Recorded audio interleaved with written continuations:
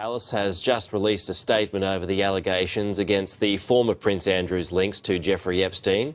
It says King Charles has made clear his profound concern at allegations which continue to come to light in respect of former Prince Andrew's conduct. If we are approached by police, we stand ready to support them. Comes after King Charles was heckled over Andrew's ties to Epstein earlier in the day.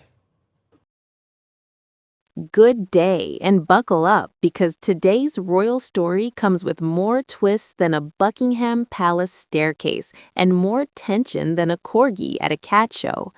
Imagine this: the king, usually the master of polite silence, suddenly steps forward to support the police over allegations linked to a member of his own family. Not my brother, not Prince Andrew, but the full legal title, Mr. Mountbatten-Windsor. When a monarch switches from royal labels to legal names, you know the mood has changed from velvet cushions to cold courtroom benches. Quick favor, if you are enjoying this kind of royal deep dive, hit that subscribe button and tap the notifications bell icon. It is free, it takes a second, and it helps Royal Top Stories keep the crown polished. Thank you if you did. Now, back to the drama. So, what exactly happened? Buckingham Palace released a statement saying the king has made clear, in words and through unprecedented actions, his profound concern about allegations that continue to emerge regarding Mr. Mountbatten-Windsor's conduct. Translation: the palace is no longer whispering behind the curtains. This is not the usual "we are aware and will not comment further" line. This is more like, yes, we see the smoke, and yes, we are watching the fire brigade. The word unprecedented has been thrown around so much that it is practically doing laps around the newsroom. And for once, the word fits. Royal watchers love drama, but they also love tradition. The tradition has always been do not complain, do not explain. The late Queen mastered that rule like a chess grandmaster, moving silently while the world argued around her. But here's the problem. The Queen ruled in a time before social media turned every scandal into a global group chat. Back then, the press had filters. Today, the internet has a megaphone and no off switch. Here comes the first big shift. The king is being heckled in public, in places that usually serve tea and polite applause. Lancashire, Essex, and beyond. Picture it like this. The monarchy used to glide through crowds like a swan on a lake. Now the water is choppy and people are throwing questions instead of breadcrumbs. That alone tells us something has changed in public mood. This is not just anger, it is disappointment mixed with distrust, and that is a far heavier cocktail. Now let us talk about the wording. The palace did not say Prince Andrew, they said Mr. Mountbatten-Windsor. That's not a stylistic flourish, that is a message. It signals distance. It sounds less like a royal brother and more like a citizen under scrutiny. In royal language, that's a big deal. It's the equivalent of moving someone from the family table to the legal waiting room. Next twist, Prince Edward was recently questioned by a reporter and, off the cuff, he addressed the victims directly. That may sound simple, but in royal terms, it's like breaking formation during a parade. The focus shifted from protecting the institution to acknowledging suffering, and that's where the center of gravity is moving. The victims are now front and center, and the palace knows it cannot look as though it is shielding anyone from justice. The king has made clear, it said, in words and through unprecedented actions, his profound concern at the allegations which continue to come to light in respect of Mr. Mountbatten-Windsor's conduct.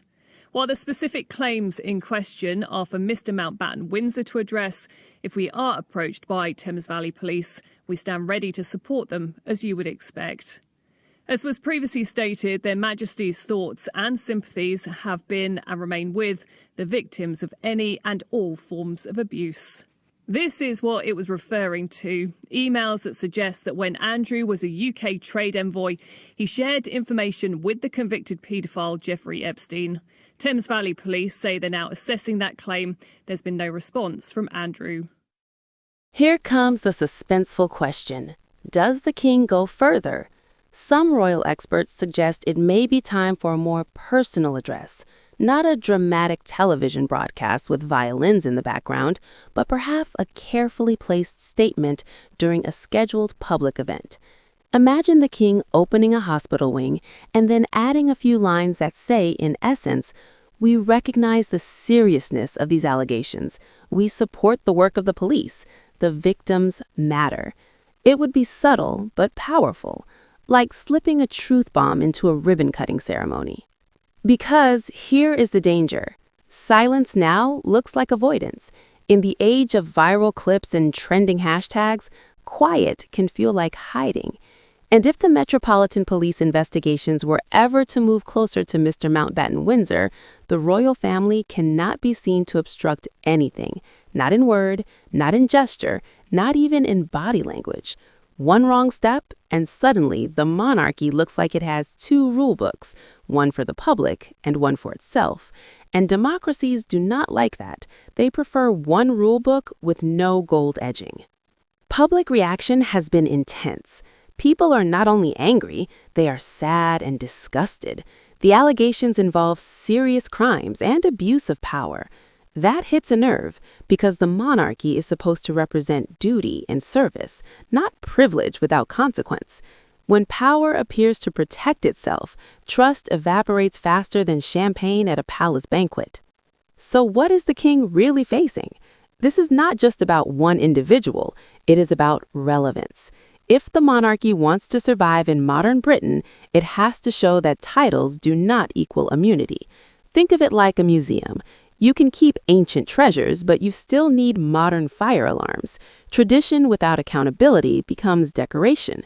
Tradition with responsibility becomes leadership. And that brings us to the big fork in the road. Option 1, cling to do not complain, do not explain, and hope the storm passes.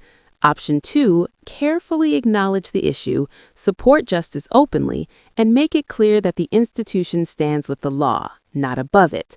One path leads to quiet dignity but growing distance. The other leads to short-term discomfort but long-term credibility. In a strange way, this moment could redefine the monarchy's tone for the next generation. Less untouchable, more transparent. Less fairy tale, more real world.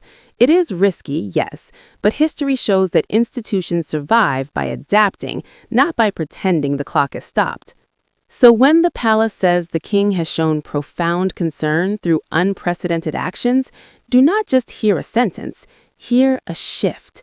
Hear the sound of a crown adjusting its position in a noisy, demanding century.